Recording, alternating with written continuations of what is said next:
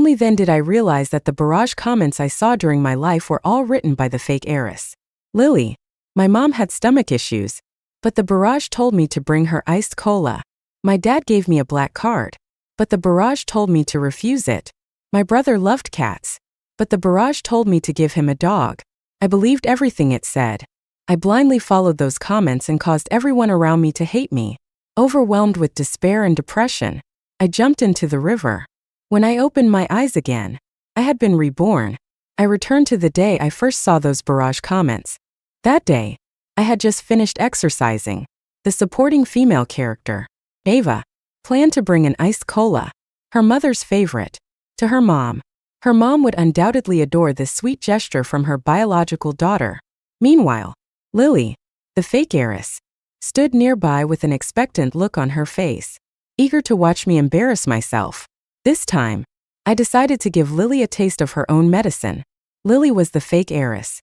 Claire, the real daughter of the Bennett family, had been left in an orphanage. I was only brought back to the family when I turned 16. After my return, I adopted the surname Bennett and became Claire Bennett. Not long after rejoining the family, I started seeing those barrage comments. The barrage claimed I was just a short-lived supporting character in a story. It told me I needed to flatter my family to ensure their safety. As someone who loved reading novels, I believed it. But only after my death did I realize the truth. Those barrage comments were all manipulated by Lily. Lily wasn't as beautiful or talented as I was, but she had suddenly gained access to a prop system.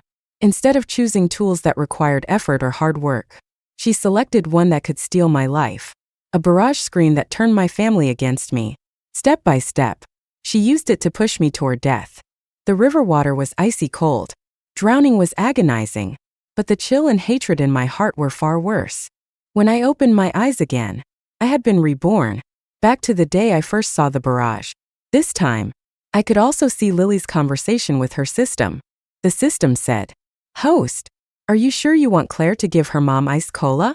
It could be fatal." Lily dismissed it with a sneer. What's there to fear? If she dies, even better. Isn't her dad always feeling guilty about his wife and daughter? If they die at her hands, he'll feel even worse. Lily followed closely behind me, her face full of smug anticipation, ready to watch the chaos unfold. But in this life, I wouldn't let her succeed. I immediately turned and ran outside the villa. Lily was startled and rushed to block me, pretending to smile sweetly. "Claire, where are you going?" "I'm going to buy Mom a bottle of iced cola. There's a supermarket outside the villa." "Isn't there?" The supermarket was several miles away. By the time I got back, my mom would have finished her morning run, showered, and left for work. Panicking, Lily quickly said, "There's one in the kitchen." She dashed to the fridge, pulled out a bottle of iced cola, and handed it to me. Just then, my mom returned from her run, holding the iced cola. I walked over and handed it to her. "Mom, this is for you. You must be hot after your run," I said innocently. Mom hesitated. "Claire, is this for me? In my past life, I didn't know she had stomach issues. I had cried, begged, and even threatened to harm myself to make her drink it. Out of guilt, she eventually drank it to stop me from crying. She ended up in the hospital. Following the barrage's instructions, I committed countless foolish acts like this, harming my family one by one. Some died, others were injured, and I was left with severe depression that ultimately drove me to jump into the river. But this time, I didn't insist. Instead, I pointed at Lily and said with a smile, "Yes, Mom, I thought you'd like a drink after your run. So Lily gave me this and told me to bring it to you." Unlike me, who hadn't grown up in the Bennett household, everyone else in the family knew about Mom's stomach issues. Lily knew too. Hearing my words, Mom frowned and turned to look at Lily. Lily hadn't expected me to push the blame onto her. She froze, then stammered, "Why yes, I gave it to her."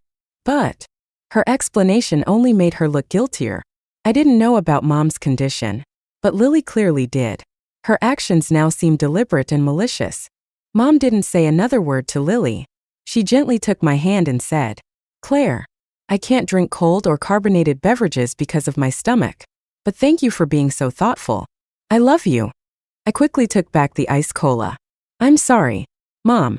I'll remember that and won't give you this again. Mom smiled warmly and led me into the villa.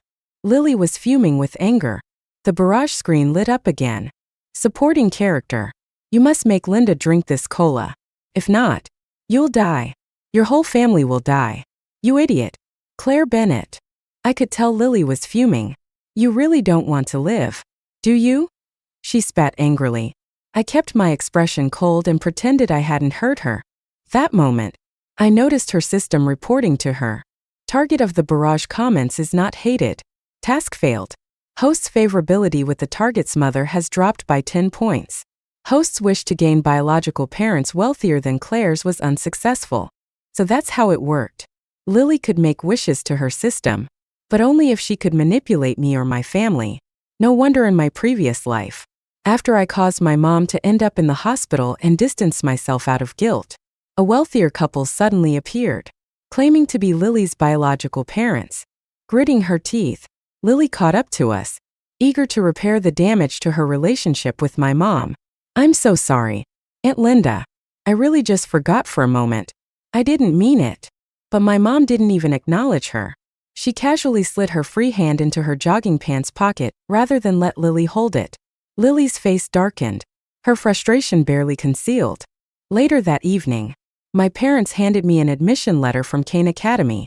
They explained that Kane was one of the top private schools, with the best faculty, and that they had pulled strings and spent a considerable amount of money to secure my transfer.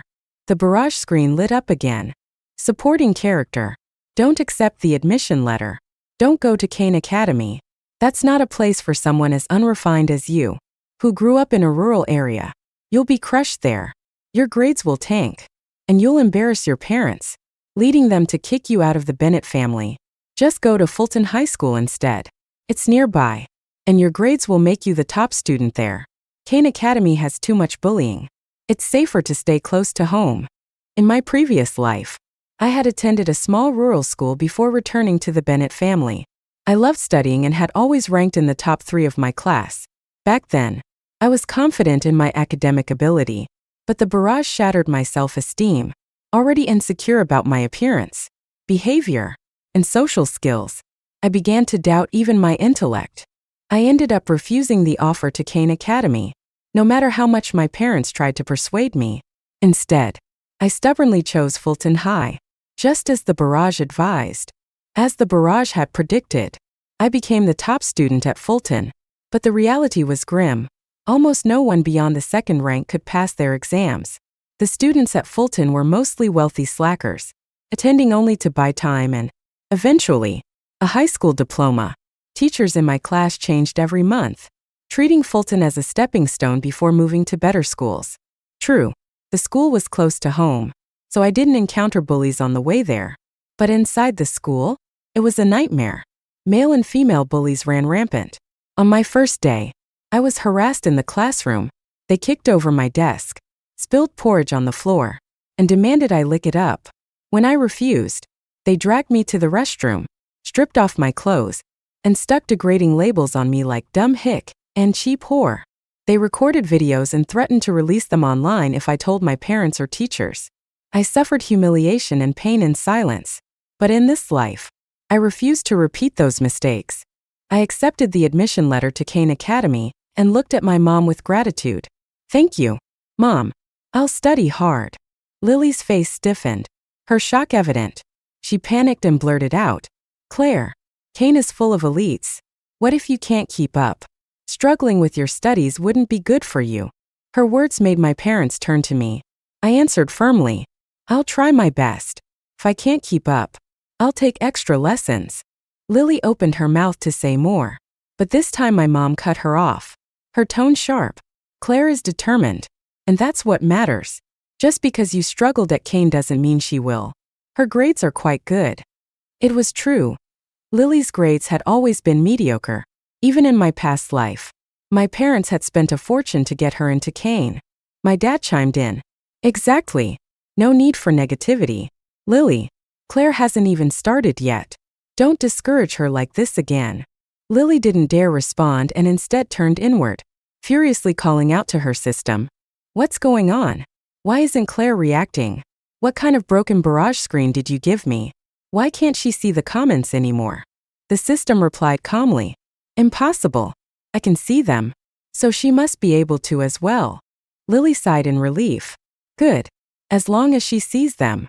But then, the system's notification popped up again. Target of the barrage comments is not hated. Host has failed the second task. Host's wish for better academic abilities than Claire was unsuccessful. The family's favorability toward the host has decreased by another 10 points, leaving it at 80. Warning. If their favorability reaches 0, the host will be rejected. Lily's smile turned cold. Who cares? The punishment for resisting the barrage is only beginning.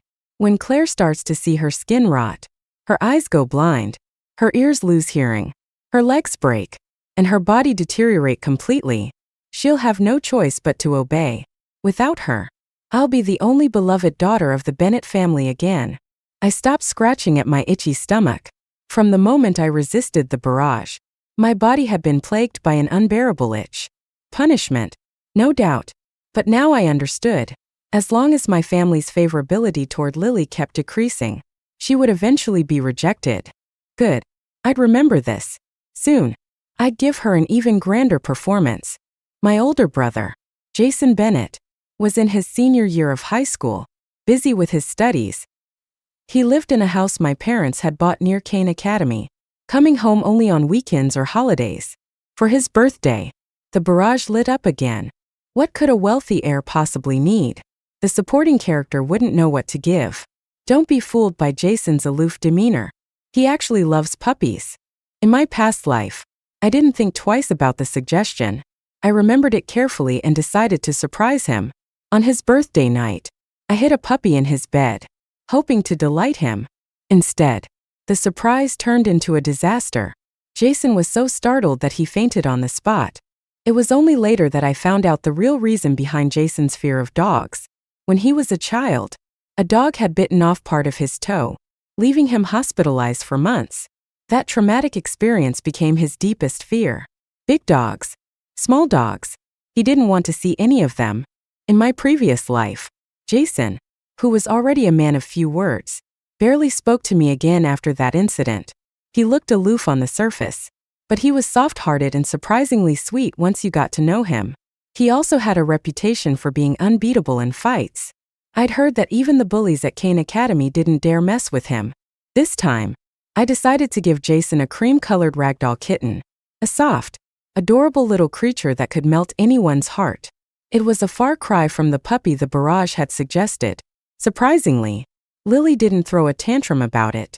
She probably thought that if Jason feared dogs, he would hate cats as well. And by extension, me for giving him one. What she didn't know was that Jason absolutely adored the kitten. Not only did he love it, but it also helped him win over the girl he liked, who happened to be a cat lover. Because I had given him the kitten, he and I became closer than ever. I even added Jason on WeChat, and he accepted immediately. We started chatting about the kitten, which he named Milk Tea, and our conversations expanded to everyday life and schoolwork.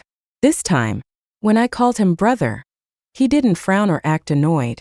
Instead, he grinned like he just won the lottery. Seeing me grow closer to Jason, Lily was livid. Her original plan was to make Jason resent me by suggesting I give him a dog. She wanted him to only acknowledge her as his sister. But now, not only had Jason accepted me, but he seemed even closer to me than to her. Lily raged at her system. That bitch has defied the barrage so many times. Why hasn't her body completely rotted yet? The system responded calmly. The punishment for defying the barrage is automatic and progressive. It cannot be controlled. Based on her defiance so far, her legs and abdomen should already be affected. In truth, from the first time I resisted the barrage, I had experienced unbearable itching all over my body, particularly in my abdomen and calves. I tried applying medication, but when I scratched my calves, the skin broke, and the wound started to rot. I quickly realized that if I let one area rot, the next area would start itching even worse. However, if I resisted the urge to scratch, the damage wouldn't spread further. So, I endured it, no matter how excruciating the itch. I refused to scratch. My childhood in the orphanage had taught me to survive through pain and hardship. As long as it wouldn't kill me, I could endure anything. In my past life, my parents had assured me that Lily would always be part of our family, and I naively treated her like a real sister. But she couldn't stand my existence. And in this life, I wouldn't tolerate hers. I was determined to become the Bennett family's only daughter. On my first day at Kane Academy, the barrage appeared the night before. Supporting character. You'll be disgusted by all the geniuses and rich kids at Kane Academy, unless you get a trendy haircut, like short green hair, the most popular style now. You'll never fit in. But if you do, all the boys will love you and fight to be your friend.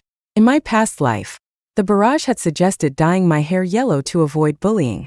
Even though I was bullied anyway, my sheltered upbringing made me believe the barrage's claim that city kids were naturally cruel. I never thought to question it. This time, I ignored the barrage entirely. I straightened my wavy hair, which I had always kept in a messy ponytail. I also trimmed my bangs, revealing my full face for the first time instead of hiding behind them. Dressed in Kane Academy's pristine fall uniform, I walked into the school with my head held high. People turned to look as I passed. Wow, who's that? She's so pretty. Her hair is gorgeous. She must be new. I've never seen her before. Yeah, definitely new. There's no way I'd forget someone that beautiful. Straightening my back and lifting my chin slightly, I walked confidently to my classroom.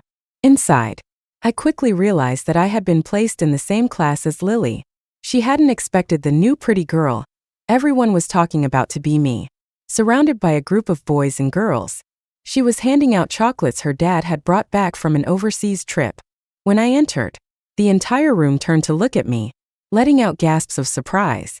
Lily's expression darkened as she clenched the pen in her hand so hard it snapped. She screamed at her system. System, give me a tool. I want to ruin that bitch's face. The system replied. The requested tool is not available in the inventory. Additionally, the host has already claimed their beginner's package and failed multiple tasks, leaving insufficient points to redeem any tools. Grinding her teeth, Lily muttered, useless piece of trash. You're no help at all. I'll just have to handle it myself. Her eyes burned with hatred as she glared at me, as if trying to pierce a hole through my face. I could see her mind racing with 100 ways to destroy me. This was exactly the reaction I wanted. If you want to crush someone completely, you must first drive them to madness. It didn't take long before trouble found me. A group of unruly boys snatched my brand new textbooks and threw them into the damp sink in the bathroom. Meanwhile, my brother Jason had heard I was starting school. He put aside his review work and came all the way to my class. Proudly standing on the platform, he introduced me to everyone. This is my sister, Claire Bennett. The class fell silent, their gazes shifting between me and Lily. Everyone had always known Lily as Jason's sister. No one had ever heard of another. Lily stood there, frozen in shock, completely dumbfounded. When Jason introduced me to his classmates, he had never done anything like that for Lily. In fact, the claim that they were siblings was something Lily had spread herself. One of the students couldn't hold back their curiosity and asked, Jason, is Claire your sister? Then what about Lily? How many sisters do you have? Lily snapped back to her senses and immediately sent me a barrage comment. Supporting character. Admit it. Admit that you're just an adopted orphan. You can't let the scandal of the real and fake daughters of your family spread across the school. It'll ruin you. Before I could even react, Jason had already answered honestly. There was a mix-up at birth. Claire is my biological sister. Lily is the one who was mistakenly identified. But she's still my sister. The classroom fell silent, everyone visibly shocked. Lily's face turned pale, and she almost fainted from anger. Jason wasn't finished. To ensure no one bullied me, he declared loudly, listen up, everyone at Kane Academy. No one is allowed to bully either of my sisters. Anyone who touches them will deal with me. By the end of the day, the news that I was the younger sister of the infamous school tyrant Jason Bennett had spread throughout the school. The boys who had thrown my textbooks into the sink came to apologize. They all wore awkward smiles, claiming it had just been a joke. They even gave me a brand new set of books. It just so happened that Jason arrived to take me to lunch and overheard their groveling. 30 minutes later, those same boys were in the woods behind the school, crying and begging for mercy as Jason dealt with them. We're sorry. We're sorry. Jason, we didn't know she was your sister. We swear we'll never do it again. Jason wasn't convinced. And my sister told you to throw her own books. Huh. At least come up with a better excuse. He resumed beating them. No, really. It was Lily. Lily paid us to mess with Claire. We didn't know she was your sister. Please, Jason, spare us. Lily rushed over as soon as she heard about the incident. She had come to stop the boys from confessing by offering them more money. But she was too late. By the time she arrived, they had already spilled everything. Jason turned his furious gaze on Lily. His fists clenched so tightly they cracked audibly. In an instant, Lily switched to her dramatic act, tears streaming down her face. I'm so sorry, Jason. I just lost my mind for a moment. Ever since Claire came back, Mom and Dad love her. You love her. Now she's even in my class. And everyone praises her for being so pretty and sweet. I was scared, Jason. I was so scared that if you all loved her, there'd be no place for me anymore. I didn't mean it. I swear. I'll never do it again. Jason's simple-minded nature made him soften slightly at her pitiful display, though his anger was still evident. You will never come near Claire again, he said through gritted teeth. If anything like this happens again, I don't care that you're my sister. I won't let it slide. With one hand, Jason carried my stack of new books. With the other, he grabbed my hand and led me away. As I glanced back, I saw Lily standing there, tears still streaking her face. But her expression twisted in rage and humiliation. Her misery didn't end there. The notification from her system rang out once more. Target of the barrage comments is not hated. Host has failed the third task. Host's wish to possess beauty twice that of Claire's was unsuccessful. The Bennett family's favorability toward the host has decreased by 20 points. Current favorability, 60 points. Lily clenched her fists, trembling with suppressed fury. She didn't dare scream, knowing it would only worsen her favorability score. Instead, she raged internally, screaming at her system. Die. All of you. Just die. System. You're useless garbage. The barrage is trash. Everything is trash. At school, Lily couldn't touch me. At home, she was even more powerless. Her only hope was that I would succumb to the punishment for defying the barrage. By then, the third patch of skin on my legs had begun to rot. Despite my best efforts to hide it, Lily deliberately leaked the information to Mom, who immediately took me to the hospital. She also hired a private doctor to treat me twice a day. Unfortunately, neither the hospital's treatments nor the private doctor's care had any noticeable effect. I considered telling my family about the barrage, but every time I tried, time would freeze, as if some mysterious force was preventing me from speaking. When Kane Academy's first monthly exams came around, I was nervous.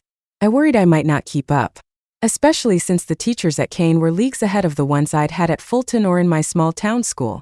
Their lessons were detailed, engaging, and far superior. However, my solid academic foundation helped me adapt quickly. The exam questions were challenging but manageable. Despite the unbearable itching from the barrage punishment, I managed to stay focused. My performance wasn't as stellar as before, but I still ranked 8th in my class and within the top 50 in the entire grade. While it wasn't the top 3 position I had maintained in my past life, it was far better than Lily, who was consistently at the bottom of the class rankings. Jason, too, wasn't academically inclined, often hovering near the bottom. My parents were thrilled with my results. Dad even handed me a black card, saying, "Good job, sweetheart. Keep it up. Use this card however you like." Lily's face turned beet red with envy. She immediately sent a barrage comment. Supporting character. Refuse the black card. In my previous life, a similar situation had occurred when I topped the rankings at Fulton. The barrage had also instructed me to reject Dad's reward, and I had foolishly complied. That refusal only distanced me from my father's love. When I accepted the black card, my eyes reddened, and I said sincerely, "Thank you, Dad. I'll keep working hard." Seeing me accept the card without hesitation, despite the barrage's instructions, made Lily lose her composure. She dropped her pretense of modesty and burst into tears. "Dad, you've never given me a black card," she wailed. "You said that even though Claire came back, You'd still treat me as your own daughter. That you'd treat us equally. But now you're being so unfair. Are you trying to push me out of the family? If this had happened when I first returned, such theatrics might have made my parents feel guilty. But now, they saw through her act. They knew I had earned this reward through my hard work. And Lily's blatant attempts to gain sympathy only irritated Dad further.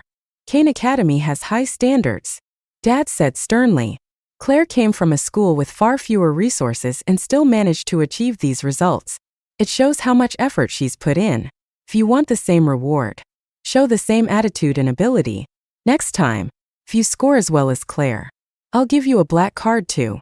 Lily's back was turned, and she didn't dare make a sound, but I knew she was seething. She spent most of her school time flaunting her wealth, forming cliques, and chasing boys, never studying. Achieving grades like mine was impossible for her, even in her wildest dreams. Now, even with her system, all her tasks had failed, leaving her unable to make new wishes. The system's voice chimed in again. Target of the barrage comments is not hated. Host has failed once more. Host's wish to make all wealthy, handsome men adore her was unsuccessful. Bennett family favorability toward host has dropped by 10 points. Current favorability, 50 points. Already furious over my black card, Lily nearly lost her mind when she heard this. She sent a flurry of barrage comments, but most were filled with restricted words and automatically blocked. The fragments that made it through were incoherent. You just are ignoring her entirely. I felt no punishment from these fragmented messages. Instead, her system issued her a warning. Host has been posting excessive harmful content. The barrage screen is suspended for 3 days. During those 3 days, 2 of the rotting patches on my legs miraculously healed. The relentless itching also subsided. In our class, seating was arranged monthly based on grades, and this month was no different. The top 10 students entered first to choose their seats. After the top-ranked student, Ethan Lee, picked his spot, I walked over and sat beside him. The classroom fell silent, and even the students outside the door gasped. Ethan wasn't just the class's top student, but also someone Lily openly admired. Sitting next to him was practically her exclusive privilege. Ethan was not only academically brilliant but also handsome. However, he wasn't just any ordinary student. He was the son of my dad's driver, with his stellar grades. He should have been placed in Kane's elite class, but Lily had pressured him to stay in our parallel class to keep him close. Ethan's father was mute, and his mother had a heart condition. The family relied solely on his father's income. Both father and son were proud and had never mentioned their hardships to anyone in our family. In my previous life, Ethan and I had jumped to our deaths from almost the same place. The final straw for him had been Lily forcing him to deliberately fail his college entrance exams to ensure they ended up at the same mediocre university. I greeted him politely. Hi, I'm Claire Bennett. Ethan's handsome face remained indifferent as he nodded slightly in acknowledgement, instinctively shifting a few inches away. With his prior experiences with Lily, he had no goodwill toward the Bennett daughters. After my brief introduction, I didn't bother him further. Soon, Lily entered the classroom. She shot me and Ethan a cold glare before turning away, heading to a seat at the back of the room. For once, she didn't try to sit near Ethan. I didn't hear her ranting to her system or see her send any barrage comments. It seemed she had finally realized I wouldn't follow her barrage instructions. Despite her quiet demeanor, I felt her icy stare drilling into my back like a dagger throughout the day. Ethan's mother was hospitalized shortly after. I quietly paid off her medical bills and deposited an additional $50,000 for future expenses. Ethan found out quickly and approached me for the first time. What do you want from me? He asked, his tone cold as ice. Are you going to make me pretend to be your boyfriend? His sarcastic smile was filled with disdain. You Bennetts are all the same. I responded calmly. I don't like you, and I have no intention of starting a relationship. I just hate Lily. Don't worry. If she's jealous, she won't hurt you. She'll come after me. This deal benefits you without any risks. He stared at me for a long moment before replying. Lily will do anything to get her way. I smiled faintly. I know. Either she dies, or I do. But unlike last time, no one will know who'll win in the end. Ethan's gaze softened. the icy indifference melting slightly. After a moment, he agreed. Ethan became my close ally. He explained difficult topics to me, ate lunch with me, and even drank milk tea together. We rode in my family's car to and from school. And during school hours, he stayed close unless he had to use the restroom. Lily watched every interaction with a seething hatred. But for now, she remained silent. Ethan and I stuck together wherever we went, and people began making jokes about us being a couple. We just smiled and didn't explain, neither confirming nor denying anything. For a week, we kept up this silent act. One afternoon, as I stepped out of a milk tea shop with my drink, someone tried to hit me on the back of the head. Before they could succeed, Jason and Ethan, one from the front and the other from the back, kicked the attacker to the ground. Not far away, I spotted Lily hiding, her eyes glued to the scene. Realizing the situation wasn't going in her favor, she turned and fled. Moments later, I heard Lily's system notification. Bennett family's favorability toward host has dropped by 30 points. Current favorability, 20 points. Jason, having seen Lily run away, instantly connected her to the attack. Whatever remaining sibling affection he had for her vanished entirely. Looking at the boy pinned under Jason and Ethan, I felt a chill run through me. His blue-dyed hair and familiar face belonged to one of the bullies from Fulton High who had tormented me in my past life. Soon, several more boys rushed toward us from all sides. They were the same group of bullies who had tortured me before. So it was Lily who had orchestrated my torment in that life too. The group overwhelmed Jason and Ethan, managing to break free with the pinned boy before fleeing. Though they escaped, the incident reached my father's ears. With him stepping in, the bullies and their parents paid a heavy price for their actions. Dad also took further measures. He arranged for Jason and me to go to and from school together and hired 2 additional bodyguards to protect us. Meanwhile, Lily didn't return to the Bennett household or school. However, I could still see her system dialogues. Desperate, she demanded new tools from the system, threatening to kill herself if she didn't get them, though the system initially refused.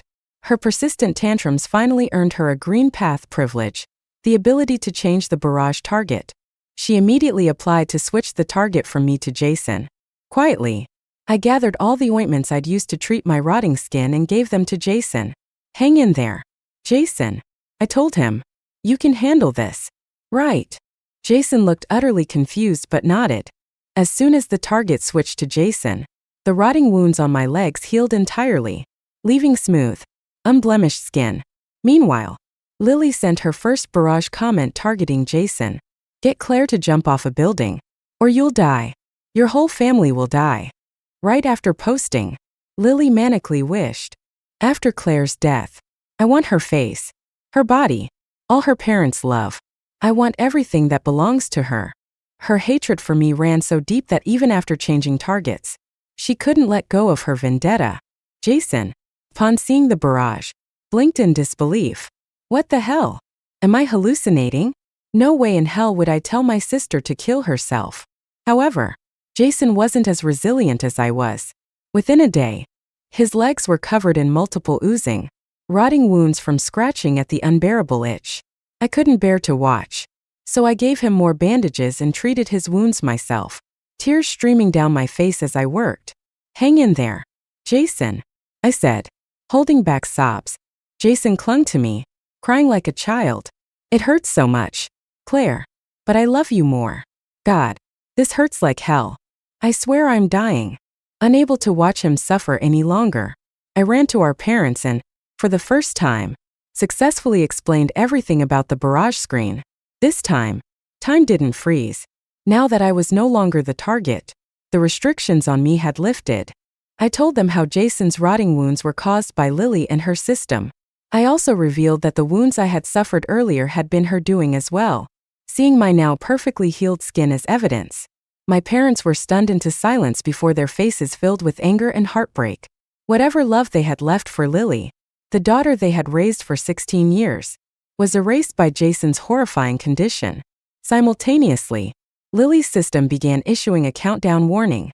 Desperate, Lily demanded to switch targets again. I don't want Jason anymore. Switch back to Claire. There's no way the Bennetts don't have someone who can't take pain. can't face death, and won't rot completely. I refuse to lose. I won't be rejected. Even the system, which had always been calm and composed, seemed to lose its patience. Damn it. Of all the hosts, I had to end up with you, the most vile, malicious supporting character. Other hosts awaken, take control of their lives, and thrive with my help. But you? You're a walking disaster. If I had known you were rotten to the core, I would have reset and bound myself to someone else. Time's up. Face your consequences. The countdown reached 0, and the system abandoned her. That's when I realized the truth. Lily had been the real malicious supporting character all along. Many readers of these villainous stories believed that the supporting characters were only bad because of the plot forcing them into those roles. Without that narrative control, they imagined these women could lead bright, fulfilling lives. That belief led to countless systems designed to save supporting characters. But in Lily's case, even with her system's help, she had chosen to dig her own grave. Lily was inherently malicious, and not even the system could save her. Giving her such powerful tools only led to endless destruction. The system, cursing and grumbling, disappeared completely, taking the barrage screen with it. At the same moment, the rotting wounds on Jason's legs healed entirely, as though they had never been there. Not long after, Lily returned. She knelt at the front gate of our villa, crying and wailing like her life depended on it. The reversal of her system's wishes had come true. She now had her biological family, a father who was a gambling addict, a mother suffering from severe mental illness, and a brother afflicted with hyperaggression. Lily's body was covered in injuries, not just from beatings but also from the same rotting, pus-filled sores that had plagued Jason and me. Her face, neck, and arms were horrifying to look at. No matter how pitifully she cried, my parents refused to let her in. Having seen what she had done to me and Jason, they were terrified she might bring another barrage system to harm us again. After all, such a thing was far beyond what ordinary people could defend against. To ensure Lily couldn't sneak in, Dad ordered every door and window of the villa to be locked and even had the dog door sealed. Only after thoroughly securing the house did he feel relieved enough to take out his phone and call the police. Before the authorities could arrive, however, a pair of menacing figures, a father and son duo, stormed up to our gate and dragged Lily away, kicking and screaming. It seemed her biological father and brother had come for her. For the first time in what felt like forever, our family could breathe a collective sigh of relief. Even the police were no longer needed. After Lily disappeared from our lives, everything started improving. My parents' business flourished, and their earnings grew exponentially. Within a year, our family became the wealthiest in the province. As for me, I noticed a transformation. My skin became clearer, my figure more elegant, and my facial features more refined. Everyone who knew me commented on how much prettier I was becoming. Studying also became easier for me. I absorbed knowledge effortlessly. After the placement exam in the next semester, I was admitted into Kane Academy's elite class. I even skipped my second year of high school entirely and moved straight to senior year. I couldn't help but wonder if these blessings were, in some way, a form of compensation. These had all been wishes Lily had made to her system, things she desired but could never achieve. Somehow, they had all come to me and my family instead. It made me realize that many things in life cannot be forced. Only by living with a clear conscience and a kind heart can one truly attract good fortune. Good night.